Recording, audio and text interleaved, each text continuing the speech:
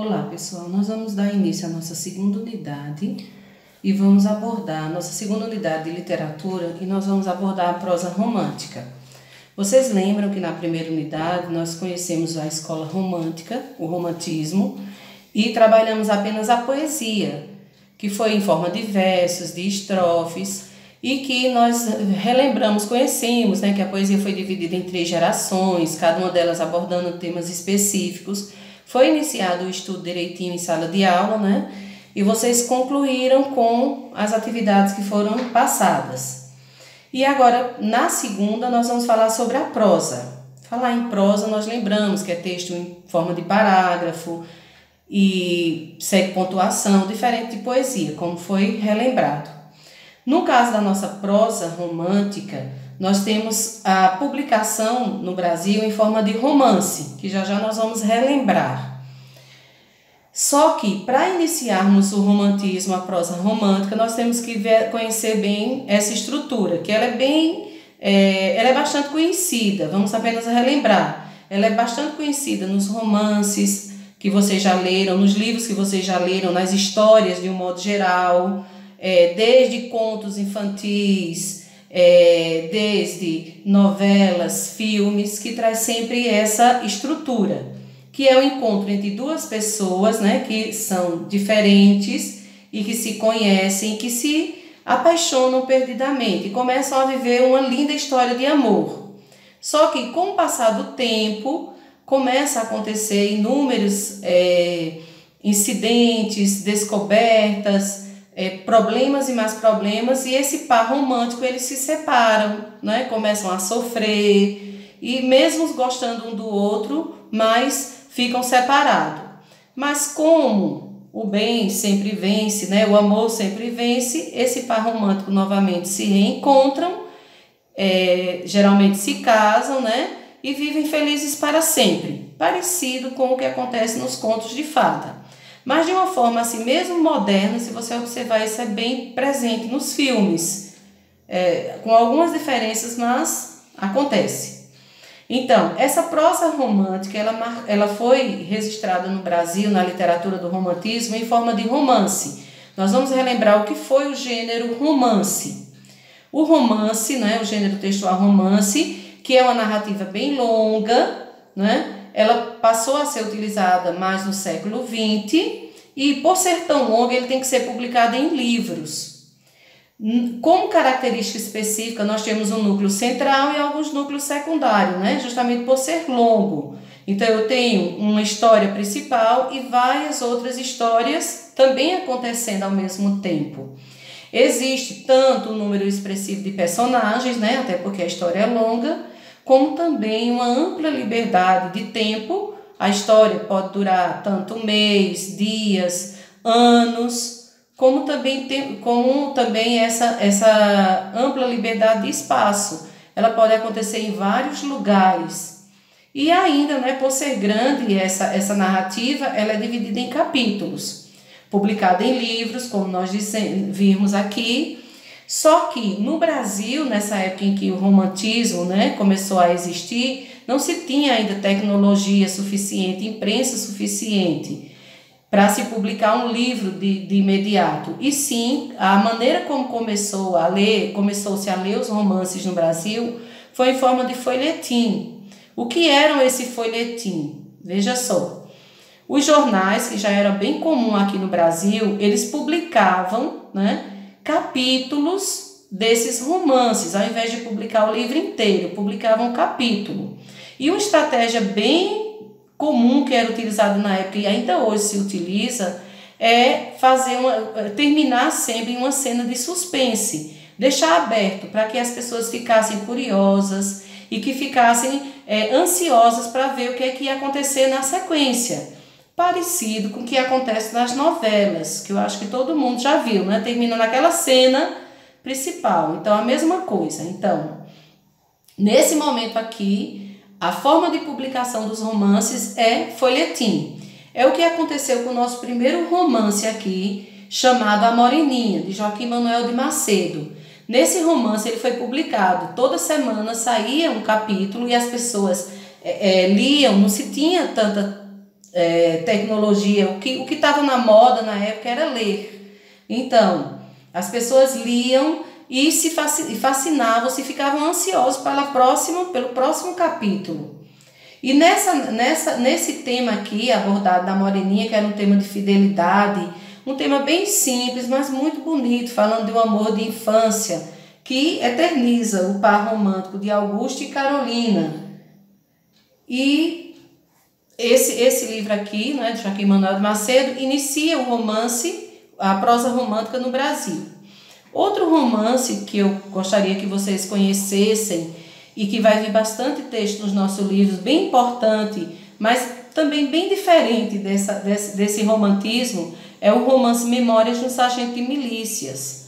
Nesse romance de Manuel Antônio de Almeida, ele traz o personagem Leonardinho, que não é nada romântico, e usa de sátira, de humor, para falar os seus erros, para falar as suas diversidades, e ele acaba sendo o nosso primeiro anti-herói, porque não mostra só o lado bom, e sim o lado errado da pessoa.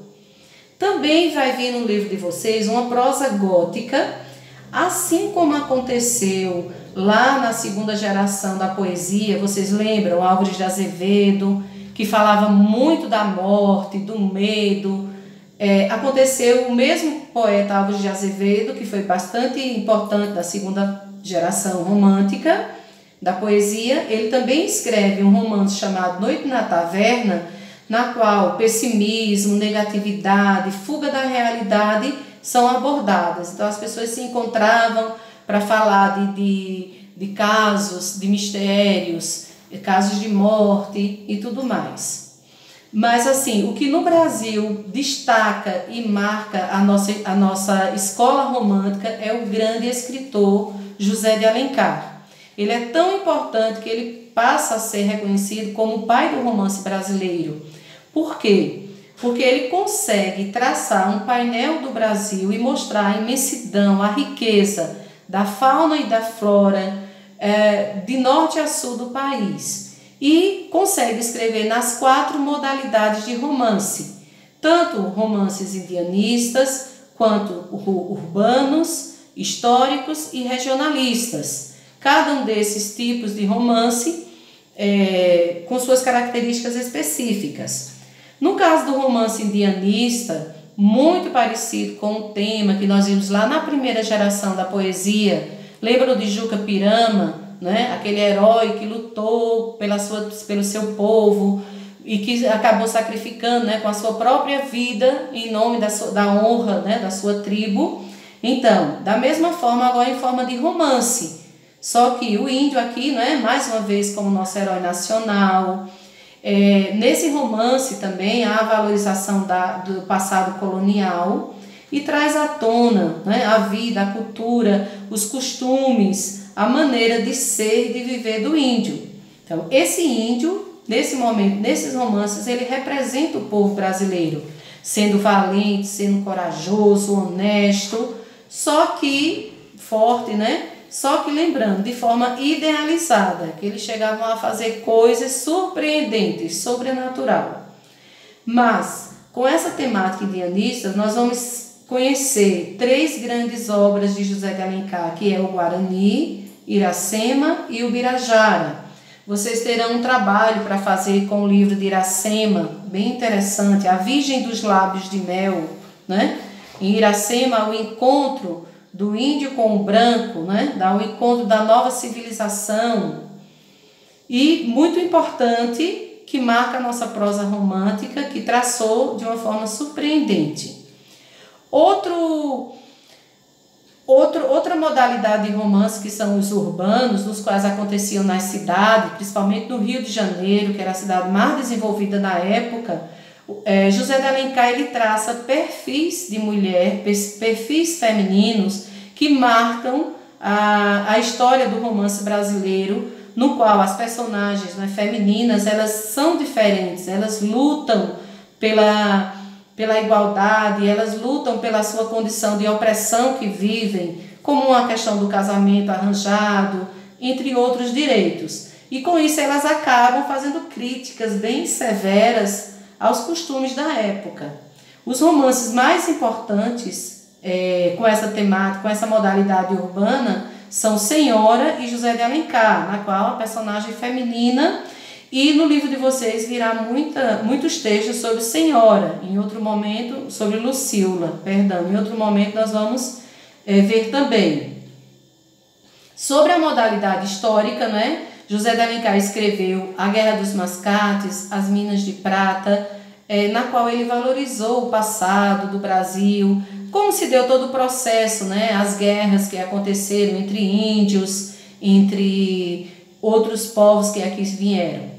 Mas assim, um destaque bem importante para a obra também de José de Alencar são os romances da modalidade regionalistas, na qual ele conseguiu mostrar de norte a sul do país a fala, a variação linguística de cada uma dessas localidades, os costumes e a bravura, né, do homem brasileiro, seja no sul, seja no norte. E as obras que se destacaram são justamente o gaúcho, o sertanejo e o tronco do ipê, todos falando especificamente de um lugar do Brasil.